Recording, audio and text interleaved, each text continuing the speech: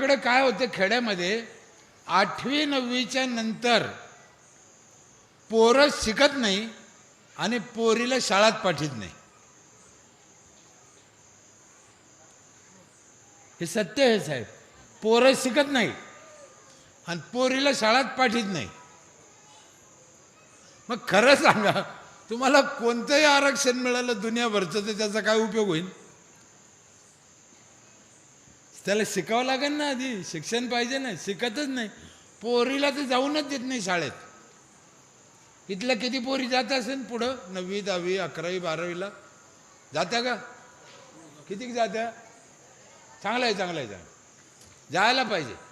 मी फार वाईट बोलतो आईला, पोरीला पाठवा, आपलं लेकरू हे भरोसा ठेवा. आणि शाळेत जायची ती मास्तरकडं मास्तरणीकडं, काय काळजी करू नका.